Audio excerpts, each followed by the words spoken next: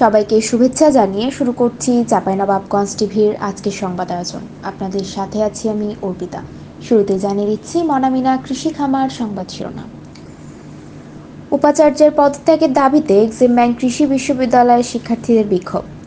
পদত্যাগে শিক্ষককে বাধ্য করার প্রতিবাদ ও পুনর্বহালের দাবিতে মানববন্ধন।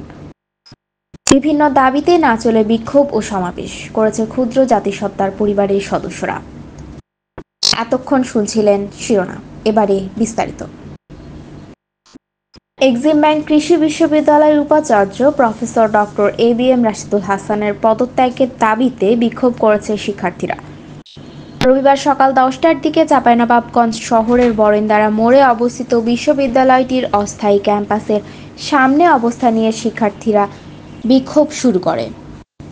এ সময় শিক্ষার্থীরা অভিযোগ করেন উপাচার্য professor doctor ABM Rashidul Hasan নিয়মিত ক্যাম্পাসে আসেন না।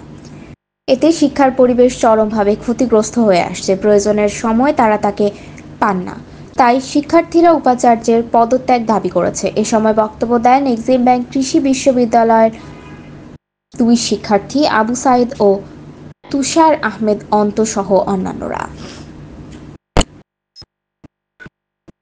চাঁপাইনবাবগঞ্জের গ্রিনভিউ উচ্চ বিদ্যালয়ের প্রধান শিক্ষক রোকসানা আহমেদকে জোর করে পদত্যাগে বাধ্য করার প্রতিবাদে মানববন্ধন করেছেন অভিভাবক ও শিক্ষার্থীরা।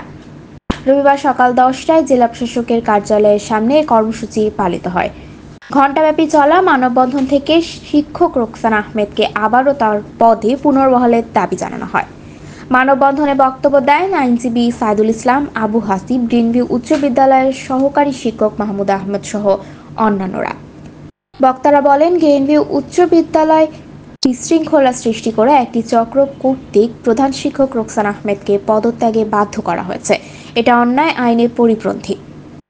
তাকে স্বপদে পুনর্বহাল করে গ্রিনভিউ উচ্চ বিদ্যালয়ে পুরনো ঐতিহ্য ফিরিয়ে আনা হোক। পরে অভিভাবক ও শিক্ষার্থীরা এ দাবিতে জেলা প্রশাসক AKM গালিব খানের কাছে স্মারকলিপি প্রদান করেন। আদিবাসীদের নিরাপত্তা, ভূমি ও পুকুর জবরদখল, বসতভিটা হতে উচ্ছেদের চেষ্টা, ভয়ভীতি প্রদর্শন বন্ধ ও সমতলের আদিবাসীদের জন্য পৃথক মন্ত্রণালয় গঠন এবং অন্তর্বর্তীকালীন সরকারের একজন উপদেষ্টা যুক্ত করার দাবিতে সমাবেশ, বিক্ষোভ মিছিল ও স্মারকলিপি প্রদানের কর্মসূচি পালন করেছে ক্ষুদ্র জাতিসত্তা পরিবারের সদস্যরা।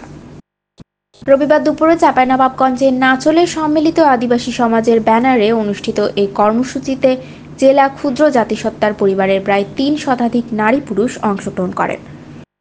উপজেলা পরিষদ মিলনায়তনের সামনে সমাবেশে জাতীয় আদিবাসী পরিষদের কেন্দ্রীয় সভাপতি বিচিত্রা তির্কির সভাপতিত্বে বক্তব্য দেন উত্তরবঙ্গ আদিবাসী ফোরামের কেন্দ্রীয় সভাপতি হিঙ্গু মুর্মু, সাধারণ সম্পাদক প্রভাত টুডু, গোমস্তাপুর ওরাও আদিবাসীদের দিঘরি পরিষদের রাজা জওহরলাল এক্কা, নাচলের রানীমা ইলা মিত্র সংঘের আহ্বায়ক বিধান সিং, নাচল পূজা উদযাপন পরিষদের নেত্রী রঞ্জনা বর্মন সহ অন্যান্যরা।